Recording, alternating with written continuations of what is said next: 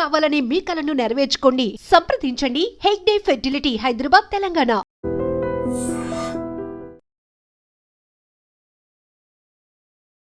Visakha PM Palem police station పరిధిలో ఒక నిండు గర్భిణి తన భర్త చేతిలోనే ప్రాణాలు పిఎంపాలెం పోలీస్ స్టేషన్ పరిధిలో ఒక నిండు గర్భిణి తన భర్త చేతిలోనే ప్రాణాలు పోగొట్టుకుంది. ఈ ఘటన చాలా బాధాకరం. ప్రేమించాడు, పెళ్లి చేసుకున్నాడు. ఇప్పుడు ఆమె గర్భిణి. కొన్ని గంటల్లో తల్లి కాబోతోంది. ఆమె డెలివరీ కూడా అవ్వబోతోందని వైద్యులు కూడా చెప్పారు. ఇంతలోనే ఏం జరిగిందో తెలియదు కానీ పూర్తి స్థాయి విచారణ తర్వాత విస్తుపోయి నిజాలు బయటకు వచ్చాయి. ఎంత నమ్మించి మోసం చేశాడు, ఆఖరికి 2 ప్రాణాలు తీశాడు ఆ వ్యక్తి. అసలు వివరాలు ఏంటో అడిగి తెలుసుకుందాం. ఏసీపీ అప్పలరాజు గారు మనతో పాటు ఉన్నారు. సార్, ఏం జరిగింది సార్? పూర్తి ఇన్వెస్టిగేషన్లో వచ్చినటువంటి నిజాలు ఈ చనిపోయిన అనుషకి ఈ జ్ఞానేశ్వర్ అనేవాడు లవ్ చేసి పెళ్లి చేసుకున్నారు 2022లో. పెళ్లి చేసుకున్న దగ్గర నుంచి ఒక 3 ప్రాంతాల్లో నివాసం ఏర్పాటు చేసుకుని మారారు. ఫైనల్గా మన 1 ఇయర్ నుంచి కూడా మన పిఎంపాలెం ఆర్టీసీ డిపో దగ్గర ప్రాంతంలో ఉంటున్నారు. ఉన్న తర్వాత ఈ అమ్మాయికి ఈ మధ్యకాలంలో ప్రెగ్నెన్సీ కూడా వచ్చింది. ఇప్పుడు మన చనిపోయిన అనూష వాళ్ళ సిస్టర్, వాళ్ళ ఫ్యామిలీ మెంబర్ చెప్తుంది ఏంటంటే, ఇంతకుముందు 2-3 టైమ్స్ ఆయన ఈమెను ఎలాగైనా వదిలించుకోవాలనే ఉద్దేశంతో కొన్ని ప్రయత్నాలు చేశాడు అని. అంటే మేము అడిగాం, ఏ విధంగా ప్రయత్నం చేశారంటే, క్యాన్సర్ వచ్చింది, నేను షార్ట్లో చనిపోతాను, అనవసరం నీ జీవితం పోతుంది, ఇలాంటప్పుడే మీరు వెళ్ళిపోండి, నా బతుకు నేను బతుకుతాను అని అంటే, అమ్మాయి ఎట్టి పరిస్థితుల్లో నేను చావైనా బతుకాని నీతోటే వన్స్ పెళ్లి చేసుకున్నానని చెప్పి యాక్సెప్ట్ చేయలేదంట. ఆ విషయాలు అమ్మాయి వాళ్ళ సిస్టరు వాళ్ళందరికీ చెప్పినట్టు వీళ్ళు చెప్తున్నారు. ఒకటి.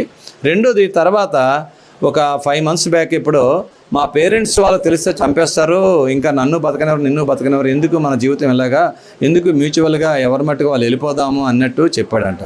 అప్పుడు కూడా ఈ అమ్మాయి వాళ్ళ విషయం వాళ్ళ పేరెంట్స్ వాళ్ళ ఫ్యామిలీ మెంబర్స్ చెప్పిన తర్వాత దానికి కూడా ఈ అమ్మాయి యాక్సెప్ట్ చేయలేదు. తర్వాత ఇలాగా ఫుల్గా ప్రెగ్నెన్సీ అడ్వాన్స్గా వచ్చింది 9th డే. యాక్చువల్గా నిన్న 13వ తారీఖున రెయిన్బో హాస్పిటల్లో డాక్టర్ సుధా అనే ఆమె దగ్గర ట్రీట్మెంట్ అంట, టెస్ట్లు కూడా వెళ్తున్నారు, అడ్మిషన్ అవ్వాలి.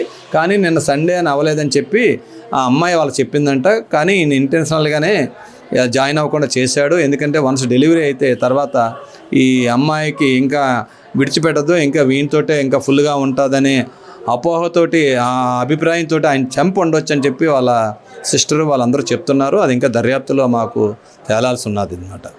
ఇదే క్రమంలో మొన్న ఒక 5 days బ్యాక్ కూడా ఫలోదా అని చెప్పి ఒక డ్రింక్ ఏదో అమ్మాయికి ఇచ్చాడంట ఇక్కడ షాప్ నుంచి. అమ్మాయి తీసుకుంటున్నప్పుడు అందులో ఒక ట్యాబ్లెట్ వచ్చిందని చెప్పి వాళ్ళ సిస్టర్ చెప్పింది.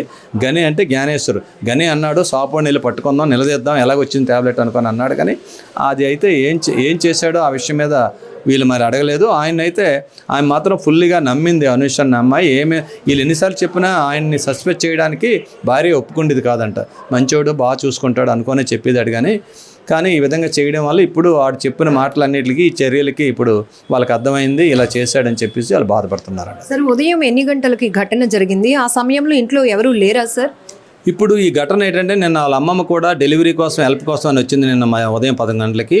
వాళ్ళ అమ్మమ్మ కూడా రాత్రి ఆ ఇంట్లోనే ఉన్నది. వీళ్ళ బెడ్రూమ్లో వీళ్ళు ఉన్నారు. రాత్రి ఆ స్టేటస్ అది కూడా 11 తర్వాత కూడా పెట్టిందని చెప్తున్నారు. మాకు తెలిసినంత వరకు ఆఫ్టర్ 12 ఉదయం 5 మధ్యలో జరిగి ఉండడానికి అవకాశం ఉన్నదని చెప్పి మాకు అర్థమవుతుంది. ఇంకా ఆయన ఇంట్రాగేషన్లో ఇంకా అన్నీ అని చెప్పాలి. ఇంకా అదుపులో తీసుకున్నారు. మా పిఎంపాలెం సిఏ గారు వాళ్ళ టీం అందరం కూడా చేస్తున్నారు. చేసిన తర్వాత కొన్ని విషయాలు వారి నుంచి రాబట్టవలసి ఉన్నది. సార్, ప్రేమ పెళ్లి అంటున్నారు. ఎప్పుడు జరిగింది, ఎక్కడ జరిగింది? ఈ వదిలించుకునే భాగంలో మా తల్లిదండ్రులకు తెలియదు కాబట్టి మనం విడిపోదాం, ఇద్దరం సేఫ్గా ఉందాము అని కూడా ఒక సాకు చెప్పాడు అంటున్నారు.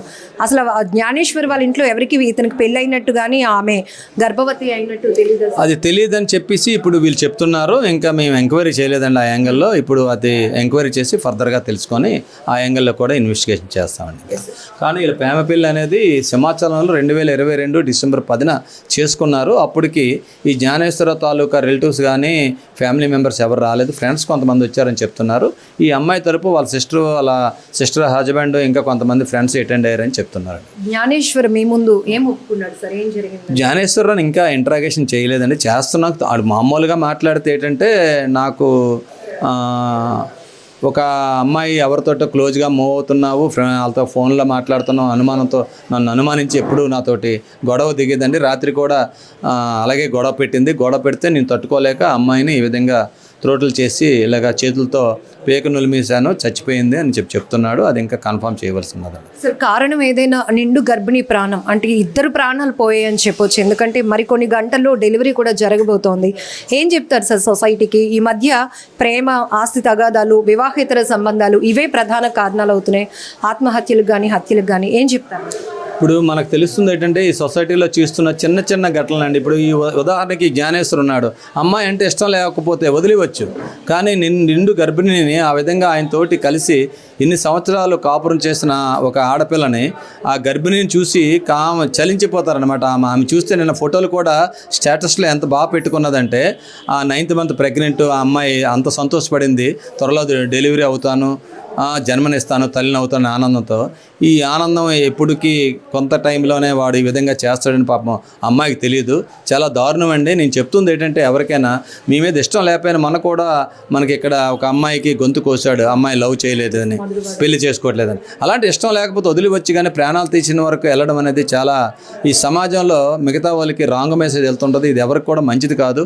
సమాజంలో ఉండే ప్రతి ఒక్కరు కూడా నిలదీయాలి. ఇలాంటి వాళ్ళని చాలా దారుణంగా మీరు సొసైటీ సోషల్ బాయ్కాట్ చేసేటట్టు చేస్తే కానీ చట్టాలు ఒక్కటే కాదు, సమాజం కూడా దీని మీద తిరుగుబాటు చేసి ఇలాంటి వాళ్ళకి స్థానం లేదు సమాజంలో అన్నట్టు కొన్ని చర్యలు చూపిస్తే ఎవరు ఇలాంటి చర్యలు పూనుకోరని చెప్పి మా డిపార్ట్మెంట్ నుంచి కూడా ప్రజలందరినీ, సొసైటీని కూడా కోరుకుంటున్నాను. ప్రస్తుతానికి జ్ఞానేశ్వర్పై ఎలాంటి సెక్షన్స్ జ్ఞానేశ్వర్ పైన అయితే హత్యానేరం మర్డర్ కేసు పెట్టామండి, అది దర్యాప్తు చేస్తున్నామండి. ఇంకే సెక్షన్లు అట్రాక్ట్ అయినా అన్నీ కూడా లీగల్గా కన్సల్ట్ చేసి ఆయన్ని ప్రాపర్ రిమాండ్తో కోర్టుకి తరలిస్తాం, అరెస్ట్ చేసి పంపిస్తాం. పాపం అనుష తన జీవితం ఇలా అవుతుందని ఊహించుకోలేకపోయింది. ప్రేమించిన వ్యక్తి తనని ప్రాణంగా చూసుకుంటాడు, వైవాహిక జీవితం ఎంతో హ్యాపీగా లీడ్ చేయొచ్చు, అలానే కొన్ని గంటల్లో తల్లి కాబోతున్నాను అన్న ఆనందం క్షణాల్లోనే ఆ భర్త దారుణమైన క్రూరత్వమైనటువంటి చర్య వల్ల ఆవిరైపోయింది. 2 నిండు ప్రాణాలు బలి తీసుకున్నటువంటి ఆ వ్యక్తిని కఠినంగా శిక్షించాల్సిందే అంటూ ప్రజా సంఘాలు డిమాండ్ చేసిన ఇప్పటికే హత్య నేరం కింద కూడా కేసు నమోదు చేశాం. పూర్తి స్థాయి దర్యాప్తు తర్వాత అతనిపైన ఇంకా సెక్షన్స్ కూడా ఫైల్ అవుతాయని చెప్తున్నారు ఏసీపీ.